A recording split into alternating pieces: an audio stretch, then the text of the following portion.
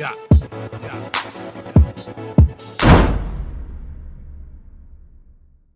Hey, yo, what's good, you guys? It's Boomer, and you're watching Bali Star. Today, we're getting into 3 American animals that would destroy European ecosystems. You feel me? So, yeah, man. I mean, as if you can tell from like some of the videos I watched like this, I love animals. You know what I'm saying? That feeling of, you know what I'm saying?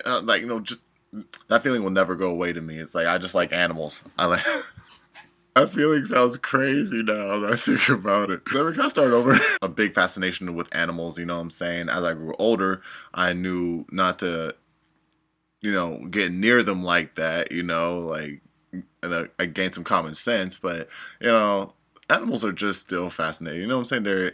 They're dope to me, you know what I'm saying? And like sometimes I'm gonna be watching videos just about animals. You feel me? So if you're clicking on this video and you're wondering why I'm reacting to something like this, I mean I'm pretty sure you wonder why I react to a bunch of videos that I react to. But if you're somehow wondering about this one, it's just because I like animals. So why not? You feel me? So yeah, man, let's get straight on into it. Make sure to leave a like, support the video if you enjoy, subscribe if you're new, so that way you join up with the all-star gang up in this thing. Let's get straight on into it, man. Let's go. When an animal is introduced into an ecosystem where it doesn't belong, that ecosystem usually suffers massive negative impacts. Introduced species can hunt and compete with native species, and they can also alter habitats and cause damage to infrastructure and farming. This is of course not the animal's fault, as they are simply trying to survive, and in the vast majority of cases humans are behind their introduction. All continents around the world are affected by invasive species, but in today's video I will be focusing on just 2 continents, North America and Europe. These 2 continents are home to a vast array of wildlife, and in some cases they even share some wildlife. Certain species can be found in both North America and Europe, with some great examples being the moose, the northern pike, the red fox, and the brown bear. As well as this, both Really? The northern pike, the red fox, and the brown bear. As well as this, both continents seem to have animals that are very similar to each other, such as the American and European bison, the North American and Eurasian beaver, and the North American and Eurasian otters.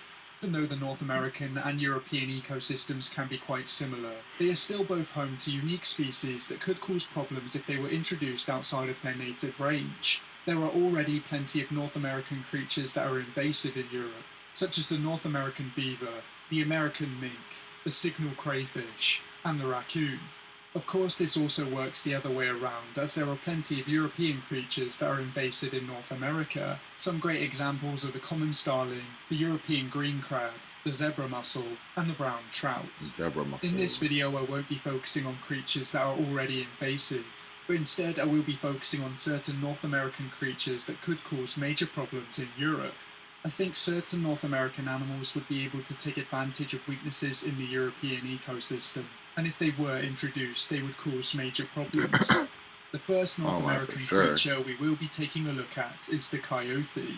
Coyotes are among the most iconic North American mammals, but today in some areas they're seen as a pest. Just like many other intelligent canines, coyotes do very well in urban areas. They can live right under our noses in suburbs and cities. Oh no, that's facts, bro. Like in my neighborhood, I just see a coyote just come out of nowhere and just, you know what I'm saying, just post up near a home. I'm just like, you motherfuckers getting too comfortable here. I mean, we should show them, like it ain't sweet. Not me, but somebody. And every major city in the US has a coyote population. They are often seen as a negative animal to have around, as they will eat garbage and eat pets, but in more rural areas they are a positive creature to have around. They will hunt certain creatures that are seen as pests, such as rodents and insects, and they will also hunt more dangerous creatures such as venomous snakes. Coyotes in rural areas are also more shy than coyotes in cities, so they tend to cause less problems. Right. The reason I think coyotes would do so well in Europe... Also, it's going to get to a point where coyotes are going to go, like, just go walk amongst a crowd of people. You know what I'm saying? and it's like, just like it's gonna be so friendly that it's just gonna let people pet it. Just be like, oh, all right, for sure. But just don't touch me wrong, otherwise I'll still bite you, type shit. It's simply because they're so intelligent and adaptable. They could easily live in and around certain European cities, and in these areas they would have little competition. One animal that could stand in their way is the red fox, but this fox is also found in their native North America. When these two species meet in the wild, it can get quite ugly, and the coyotes usually displace or kill the foxes. Currently, quite a few red foxes inhabit large European cities, and if coyotes were introduced into Europe, they would displace them. In their native North America, coyotes have quite a few predators to keep their numbers under control, and luckily quite a few of these predators can also be found in Europe. Golden eagles, wolves, and bears would hunt coyotes in Europe. Golden Of eagles, course, most of really? these predators rarely enter I mean, I've seen the cities. small coyote, This is but why I don't think believe they could I don't think I've seen one so small that a golden eagle could, consider it prey. such big problems in European cities, and the raccoon has already proved that North American animals can survive in European cities. The coyote might come into trouble in southeastern Europe, because this is where you can find the golden jackal. This Can I canid is repeat that? North American animals can survive in European cities. The coyote might come into trouble in southeastern Europe, because this is where you can find the golden jackal. This canid is very similar in size and appearance to the coyote, and it would get into a very fierce battle competing with it. Yeah, but it looks So different if in the a way. coyote was introduced into Europe, I think it would cause major problems. But of course, it would be extremely unlikely for anyone to try and release this animal outside of its native range. The next North American animal we will be taking a look at is the largemouth bass. The largemouth bass is a carnivorous freshwater game fish, and it's extremely popular with fishermen. It's extremely aggressive and will put up a good fight, and this is one of the main reasons why it's been introduced into many countries around the world. The largemouth bass is famously one of the worst invasive fish in the world, and it's even responsible for some extinctions. They've been blamed for the extinction of the Atitlan grebe in Guatemala, and they've been blamed for the extinction of some small cyprinids in Japan. Because those are one of the fish that do eat birds, I think. Yeah. When you compare the ecosystems of North America and Europe, you can find the most difference in the freshwater ecosystems. North America and Europe share a few freshwater species, but North America has far more predatory fish. There are many He's basically saying, like, even our fish are Yanks. different species of trout and sunfish, and there are even more prehistoric species such as the gars and bowfin. Europe has its own predatory fish such as perch, pike, and zander, and even giants such as large catfish and sturgeon. Despite this, there are far less predatory fish in European waters as there are in North American waters, and this is why the largemouth bass would be such a success in European waters. Strangely, this fish's inclusion on this list is not hypothetical, as it has already been introduced into Europe.